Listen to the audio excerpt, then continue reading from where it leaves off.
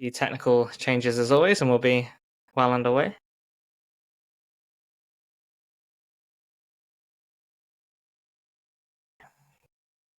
There we go. Perfect. Okay, hello. Welcome back to week 8 of the Accountancy Growth Council. And this week we're focusing on scaling to accelerate growth when it comes to SEO and organic search.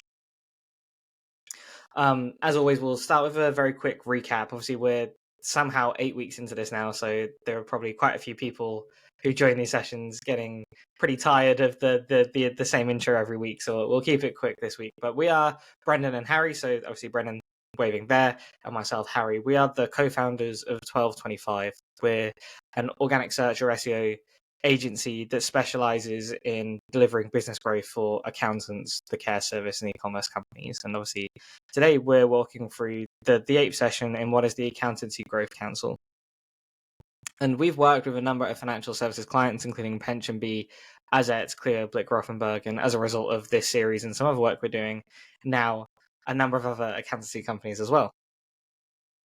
So what is the Accountancy Growth Council and why does it exist? So I guess the real reason behind the Accountancy Growth Council is that when Brendan and I started 1225, we were confident that between ourselves and some help from Brendan's partner, we'd be able to handle the bulk of the accountancy work and the bookkeeping work. But as it scaled a lot quicker than we thought over July, August, and September of this year, we found that we had a fairly significant VAT bill that needed to be paid. And Brendan and I didn't know what to do. So we did what we believe many small business owners do, which is turn to Google and start Googling some questions, looking for answers. And what we found was, first of all, a bunch of information that doesn't really mean anything to somebody who isn't an accountant. And obviously you can tell by what Brendan and I are speaking about, like, we're not experts when it comes to numbers. We're not accountants. And we also found a number of firms that were just not set up to capitalize on organic search demand. In fact, in the industry benchmark report that everyone who is a member of the Accountancy Growth Council now has, we found that 57%, so the vast majority of accountancy firms we audited from over 200 were not set up to capitalize on organic search demand. So the council itself then, it's a group of up to 50 accountancy firms, which we over the 8 weeks got very close to maxing out, which is just incredible, who are looking to reduce reliance on referrals and accelerate growth. The council, as we mentioned, met every Wednesday for the last 7, and this is our final session for now. We do expect to be back in the new year, most likely with maybe 1 or 2 virtual sessions, but definitely we're looking to host a in-person Accountancy Growth Council. So as more information becomes available, we'll share that to everybody on the mailing list and on LinkedIn as well. And as I said, everyone should have a copy of the industry benchmark report by now. So if you haven't, please let us know, and we'll get that sent out to you ASAP. So that is the intro. The council is now in session.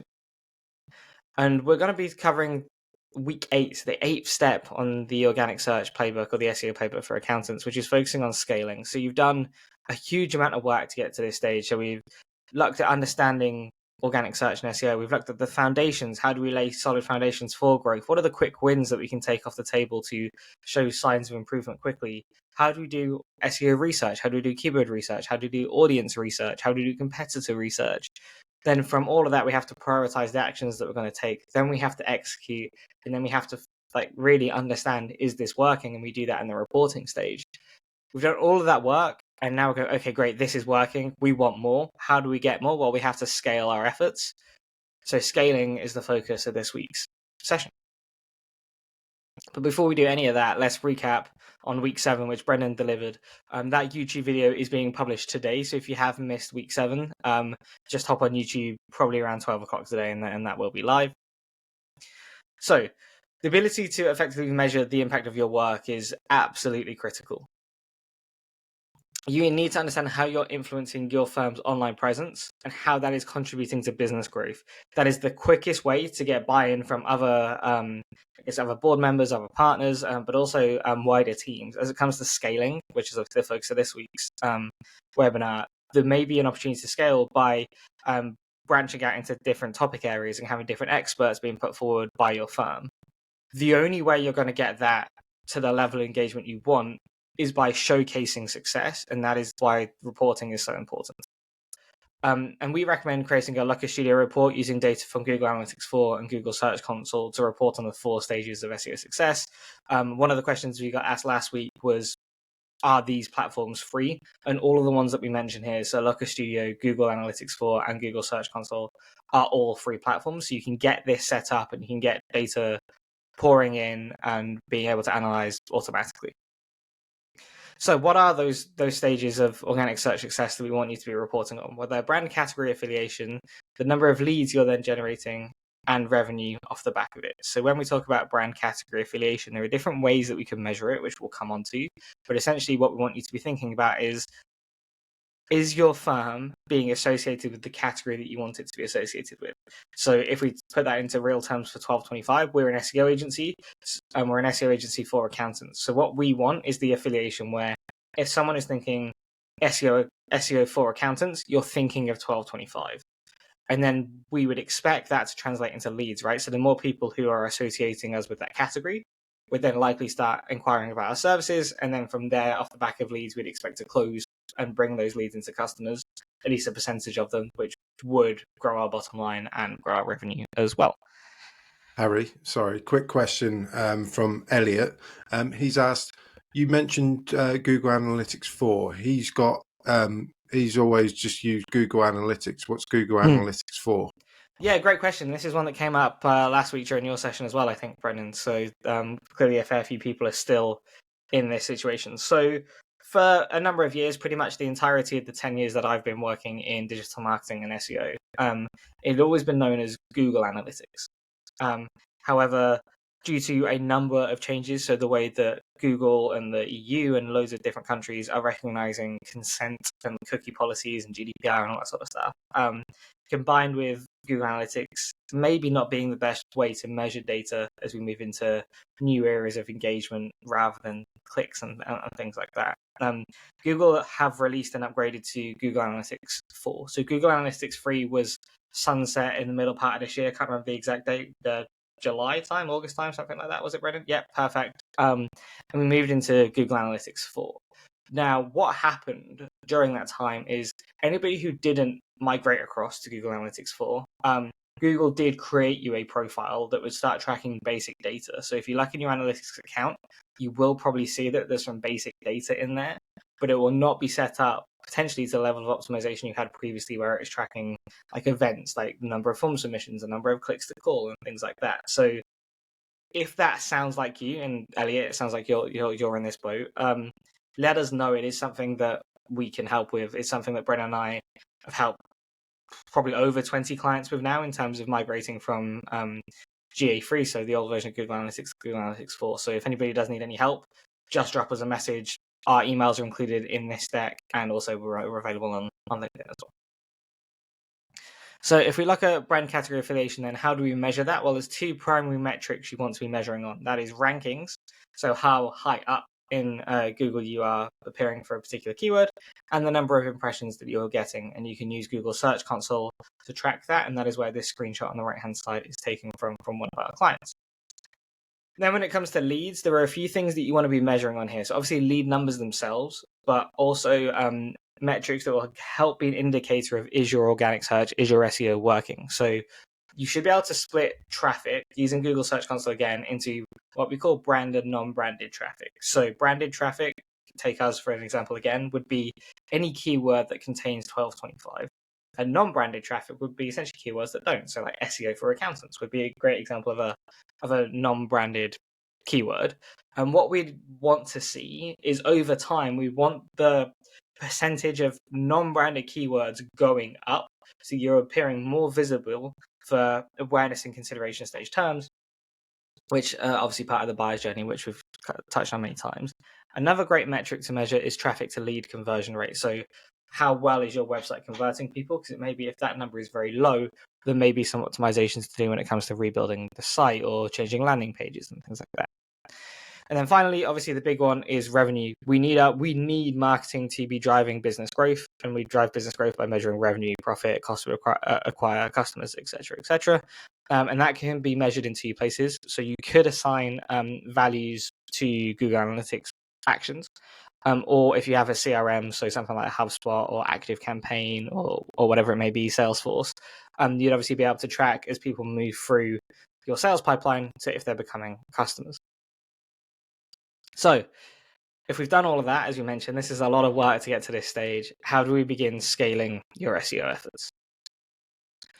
So I mentioned this earlier, like as you start to do more SEO and you start to see the impacts of that work using the reporting metrics that Brendan was talking about earlier, and we've just recapped, we'd expect that work to be growing your firm. And if that is happening, you're probably going to be asked, or you will want personally to be driving more. And that means it's time to scale and expand your efforts. And we recommend scaling through 3 pillars. So diversifying content, expanding geographically, and what we call content amplification. 2 of these are more simple than the other. So content amplification is a bit more complex. So what we're going to do is in the new year, we're going to hold a full session, maybe even 2, on how to do content amplification and what we mean by that. So we're going to focus more heavily today on diversifying content and expanding geographically. So let's look at diversifying content then. So everybody is likely going to be familiar by now with what we have on the right-hand side, which is our topic clusters. We've spent a lot of time talking about topic clusters, well, pretty much since the first session of the Accountancy Growth Council. And if anybody has become a client of 1225 as a result of this, I guess as a result of these sessions, you're probably fed up of us talking about topic clusters by now. But they are the core of what we do, and they're the core to achieving SEO success.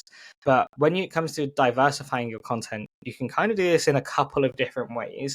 But the 2 that we have the most success with and have continued to have the most success with is either diversifying what we call the medium. So you've probably done a lot of written content up to this point. So a lot of blog posts, maybe some service page optimizations. Where you could go from there to really double down on this is expanding the medium that you're doing. So some video content, some audio content, maybe even some social content and things like that. Or you can diversify in terms of topic. So at this point, you maybe only have done 1 topic cluster around bookkeeping. You could move into VAT returns or how to use Xero for small businesses or payroll, whatever it may be. You could move into those different topics as well.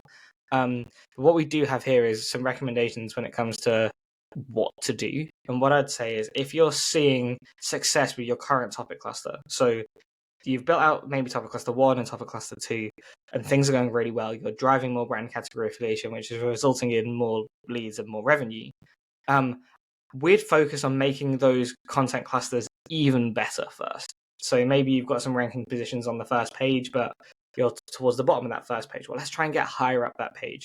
How can we do that? Well, we can do that by presenting the best possible user experience and having a play with the medium and researching how your target audience are consuming content may mean that you need to do some audio work or some video work, whatever it may be. So if things are going well, I'd look at the medium.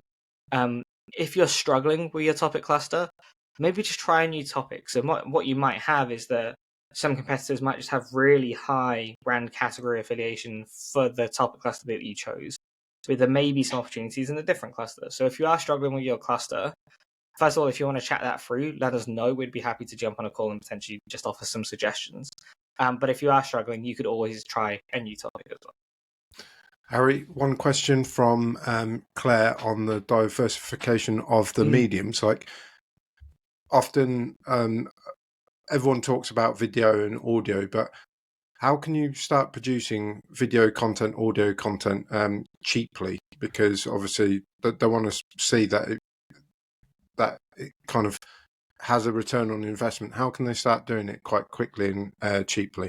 Yes, I think that the common answer you're going to get there is, oh, well, an iPhone camera is good enough. And like technically that is true, but it's also a representation. You've got to remember that anything that you put on your website, it is your shop window, right? It is the place that a lot of customers are going to interact with you for the first time.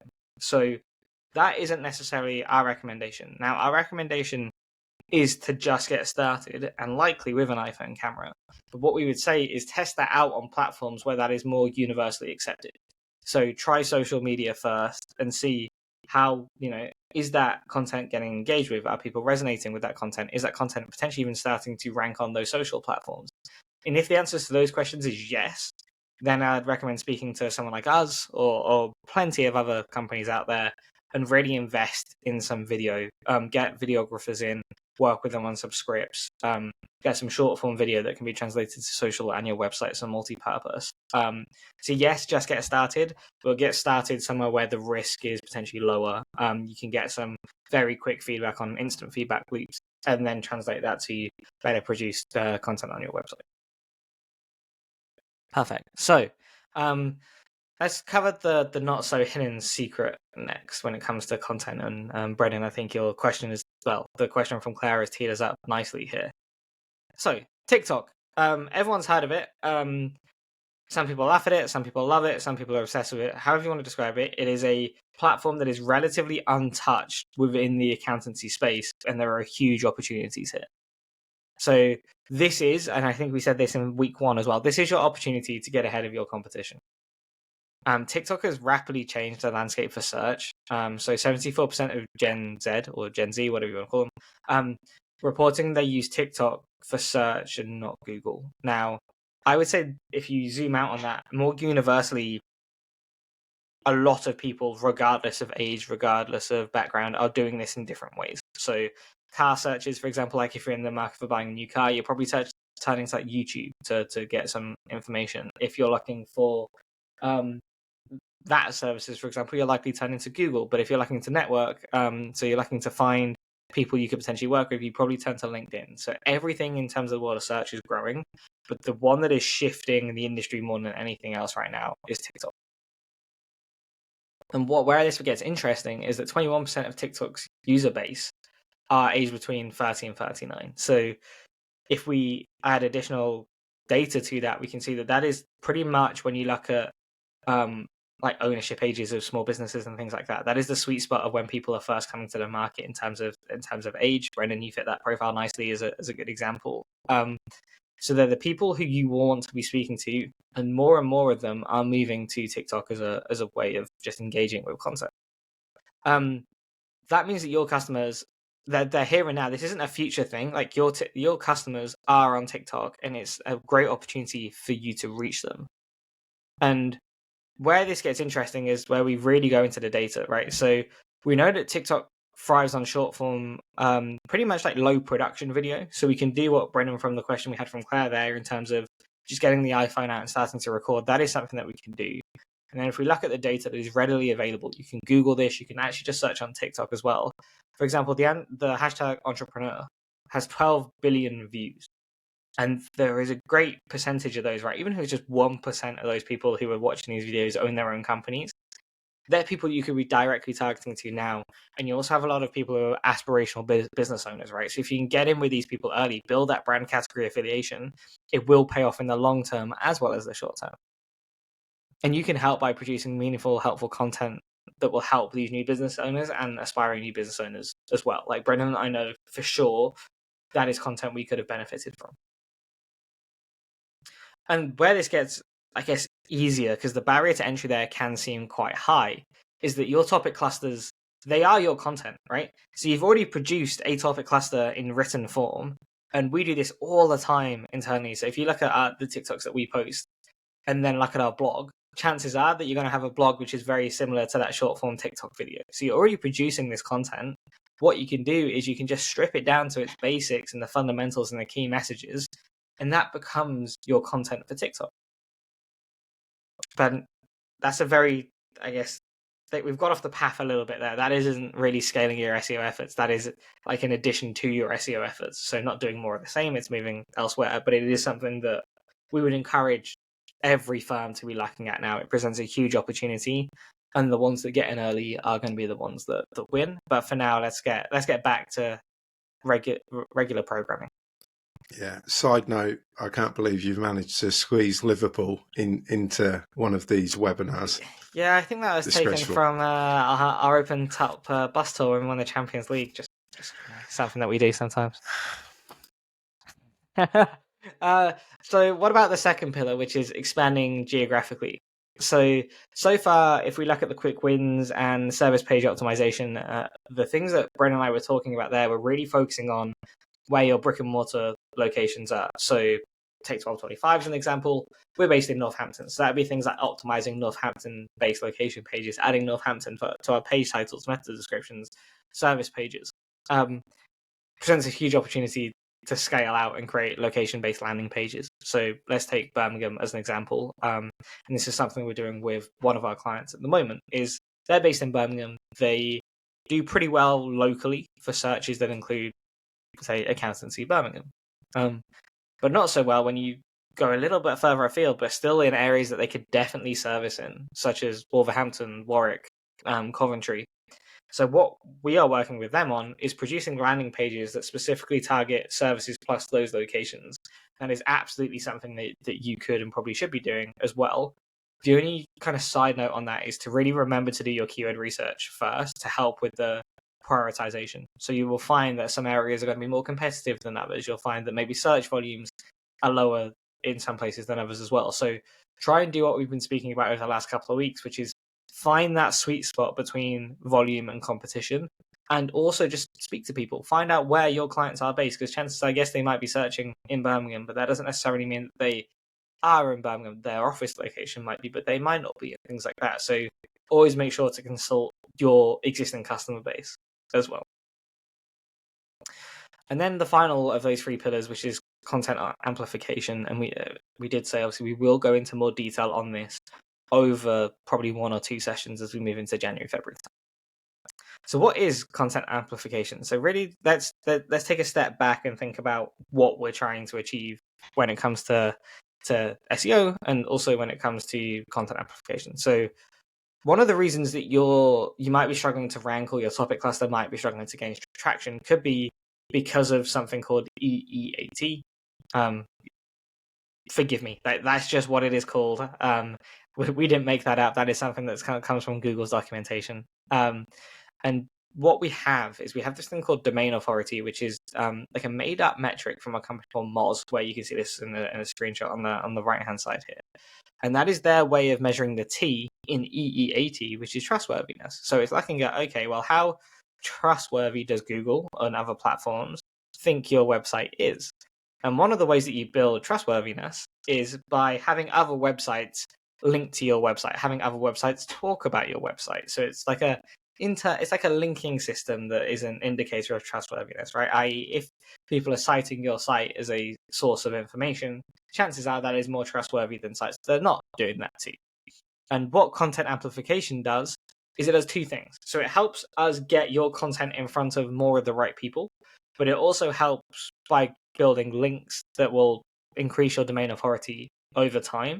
And this is definitely a longer term play rather than a shorter term play.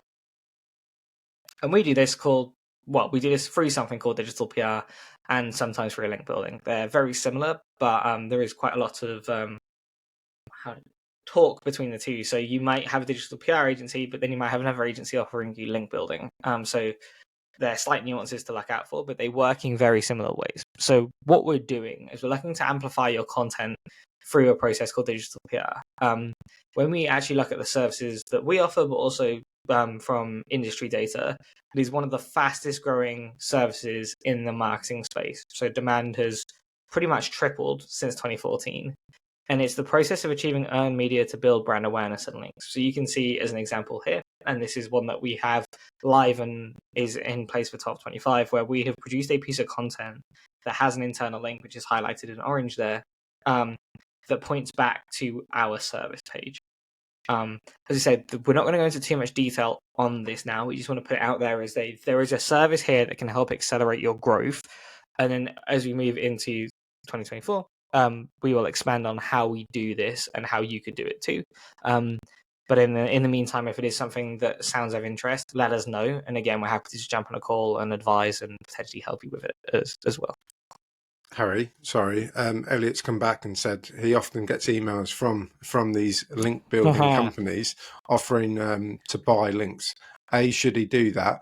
And B, are there any alternatives that he can go away and kind of do now?